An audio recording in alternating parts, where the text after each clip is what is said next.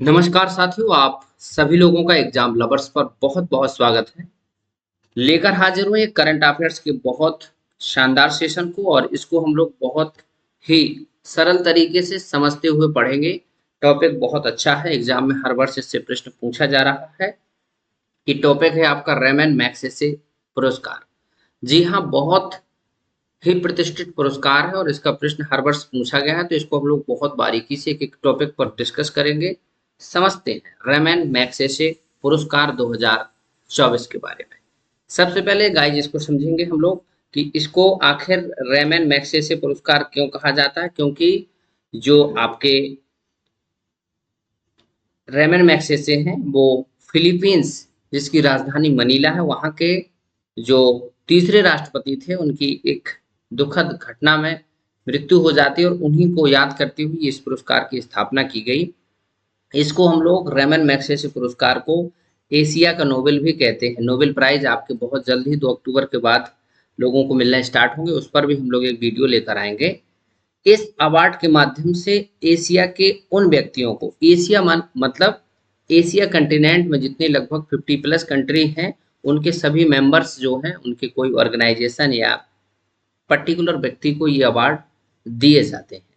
और इस पुरस्कार को इस वर्ष 2024 में, ये आप देख सकते हैं, प्रतिष्ठित पुरस्कार 2024 में 5 लोगों को दिया गया है। और 5 प्रकार से कह सकते हैं, है ना, क्योंकि एक इसमें 4 लोग प्लस एक संस्था जुड़ी हुई है। तो इसमें देखेंगे भूटान के कर्मा फुंटसे इनका नाम है। भूटान, जिसकी राजधानी थिम्पू है, ये आपके एशिया में पड़ता है, भारत का पड़ोसी देश है। वियतनाम देखेंगे, दूसरा वियतनाम के न्युगुएन थी न्योगोक फ्रियोंग, इनका पूरा नाम है, थोड़ा सा नाम आपको याद रखना होगा। इंडोनेशिया, जो कि भारत से ही इंडिया देख नाम समझ में आता है ना, इंडोनेशिया, जिसकी राजधानी जकार्ता, फरबीजा फरहान, ये तीसरे हैं।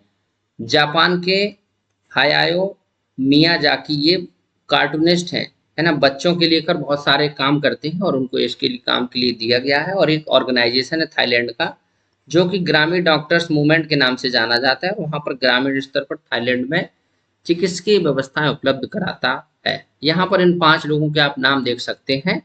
कर्मा फुंटसे, ये आपको यहाँ पर देख रहे होंगे, ये भूटान से हैं।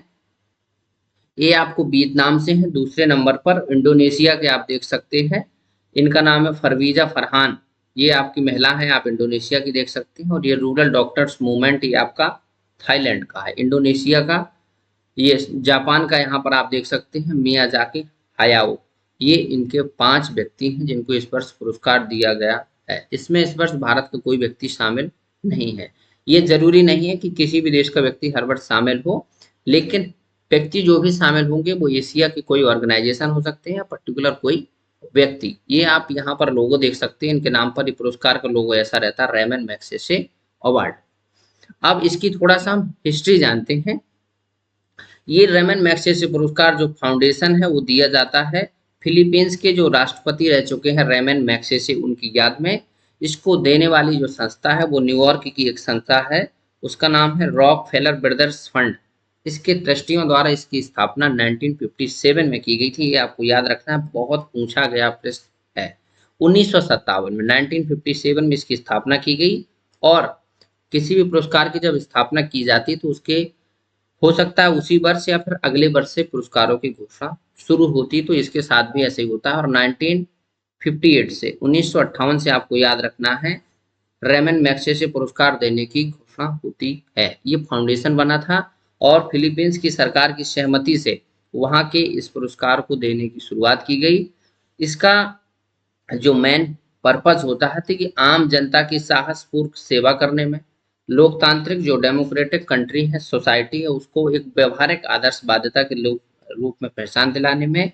और निर्मल सरकारी चरित्र, यदि आप किसी भी सरकारी विभाग में या कोई सरकार के पक्ष में व्यक्ति हैं, काम कर रहे हैं, तो आपका जो चरित्र है, आपका नेचर है, कितना अच्छा है, इसको लिए दिया जाता है। और ये एक व्यक्ति थे रेमन मैग्सेसे, इन्हीं का इस प्रकार के चरित्र देखते हुए इन सब चीजों को दिया जाता है कि कोई व्यक्ति किस फील्ड में कितना अच्छा काम कर रहा है उसके लिए। यहाँ पर थोड़ा सा हम लोग देख लेते हैं ये किस फील्ड पे दिया जाता है। तो गवर्नमेंट सर्विस यानी सरकारी सेवाओं के लिए बहुत बेहतर पब्लिक सर्विस यानी सामाजिक सेवा, समाज की सेवा जो होती है। कम्युनिटी लीडरशिप यानी कम्युनिटी मतलब सामुदायिक नेतृत्व, कम्युनिटी होती है बहुत सारे लोगों का एक साथ मिला करके काम करना। जर्नलिज्म जैसे बहुत सारे पत्रकार हैं, इनको दिया जाता है लिटरेचर के क्षेत्र में बेहतर काम करने के लिए। और क्रिएटिव कम्युनिकेशन आर्ट्स यानी आपकी जो कला है क्रिएटिव होना चाहिए। और साथ ही साथ जैसे अभी आपको दिखाया ना कि जापान के एक व्यक्ति हैं, उनको दिया गया है क्रिएटिव है ना, उन्होंने एनिमेशन और बहुत सारी चीजों के लिए काम किया है। पीस एंड इंटरनेशनल अंडरस्टैंडिंग यानी शांति और वैश्विक समझ के लिए दिया जाता है। और लास्ट वाला इमरजेंट लीडरशिप, ये लास्ट में जोड़ा गया है। पहले इन 5 फील्ड में दिया जाता था, फिर एक फील्ड लास्ट में जोड़ा गया है। लास्ट वाला ये आपका देख सकते हैं इमरजेंट लीडरशिप यानी उभरता हुआ नेतृत्व। कोई व्यक्ति अपने देश और समाज के लिए कोई बेहतर काम कर रहा है और एक नेतृत्व के रूप में उभर रहा है, तो ये उसके लिए दिया जाता है। तो ओवरऑल 6 फील्ड में समझ गए आप, 6 फील्डों में दिया जाता है। इसको एक बार देख लेते हैं। रेमन मैग्सेसे 1958 से शुरू हुई 1957 में इसकी स्थापना हुई। रॉक फेलर ब्रदर्स फाउंडेशन इसको देता है फिलीपींस की सरकार की सहमति पर। आप देख सकते हैं कुछ भारत के व्यक्ति जिनको रेमन मैग्सेसे पुरस्कार से नवाजा गया है। यहाँ पर आप चित्र देखेंगे आचार्य विनोबा भावे। थोड़ा सा मैं पेन का कलर बदल लेता हूँ। आचार्य विनोबा भावे ये भारत के पहले व्यक्ति थे और फर्स्ट इंडियन व्यक्ति थे जिनको 1958 यानी आप समझ सकते हैं पहली वर्ष ही दिया गया, फर्स्ट ईयर है ना, पहली बार, और भारत के पहले व्यक्ति थे।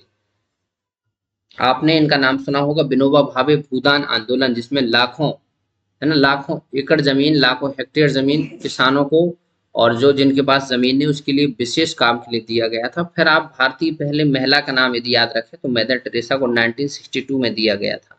और भी बहुत सारे लोग हैं जैसे कमला देवी चट्टोपाध्याय है ना, सत्यजीत रे बहुत बड़े आपके आर्टिस्ट थे भारत के कला, उनको भारत रत्न भी दिया गया। किरण बेदी भारत की पहली आईपीएस महिला, पुदुचेरी की उपराज्यपाल रही हैं।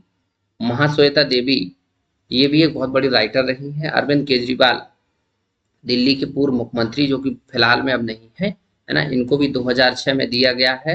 अंशु गुप्ता, बेजवाड़ा विल्सन, रवीश कुमार जो कि जर्नलिज्म में आपके जाने पहचाने चेहरे हैं, रवि कन्नन, और भी बहुत सारे नाम है। इसमें शॉर्ट नाम है ना, फुल नहीं है। बहुत सारे लोगों को दिया गया, लगभग इंडिया के 50+ लोगों को दिया गया अब तक, 50+ याद रखिएगा। और साथ ही साथ इसमें आपको एक चीज ये याद रखना है कि भारत के किस व्यक्ति को दिया गया है, तो ये जब प्रश्न पूछा जाता है बहुत याद रखना होता है। अब भारत के नहीं दिया गया है तो इसमें ये याद रखना है कि किस वर्ष दिया गया है, पहले व्यक्ति कौन थे, ये स्टैटिक जीके का क्वेश्चन हो जाता है। और भारत में जो रवि कन्नन है लास्ट ईयर इनको दिया गया, ये भी आपको याद रखना 2023 में। ट्रांसफॉर्मिंग कैंसर कोर इन असम, असम में कैंसर के क्षेत्र में विशेष रूप से काम करने के लिए लास्ट ईयर रवि कन्नन को इनको पुरस्कार दिया गया था, ये भी आपको याद रखना, कभी पूछ लेता है। तो ये था आपका पूरा रेमन मैग्सेसे पुरस्कार, जिसको एक बार बहुत शॉर्ट में हम लोग समझते हैं। ये 66वें नंबर का है। सबसे बड़ी चीज ये होती है कि कोई चीज पढ़े उससे पहले उसको जाने किस नंबर का है, 66 नंबर का। 10 मिनट में हमने समझा। और एशिया का नोबेल इसके दूसरा उपनाम है। 5 व्यक्तियों को दिया गया है, इनके नाम यहाँ पर है। संस्था रॉकफेलर है, 1957 में स्थापित किया गया था। ये इसके 6 फील्ड हैं, public government service, public service, community leadership, journalism, peace and international understanding, emergent leadership. ये भारत के कुछ व्यक्ति विजेता हैं जिनको दिया गया। और भी बहुत सारे लोग हैं जैसे सोनम वांगचुक, भरत मोटवानी, बहुत सारे लोग हैं जिनके नाम अभी इसमें ऐड नहीं है, आप गूगल पर सर्च करके देख सकते हैं। तो ये रहा आज के वीडियो का, और आपको फिर से एक नए करंट अफेयर्स के टॉपिक के साथ हम लोग हाजिर होते हैं। आप लोग जुड़े रहिए एग्जाम लवर्स पर। वीडियो अच्छा लगा हो तो लाइक करिएगा। इस जो वीडियो की पीडीएफ है आपको हमारे टेलीग्राम चैनल पर मिल जाएगी, उसका लिंक आपको वीडियो के डिस्क्रिप्शन में मिलेगा। तो चलिए फिर से मिलते हैं नेक्स्ट सेशन में, तब तक जुड़े रहिए। Thank you so much and bye bye.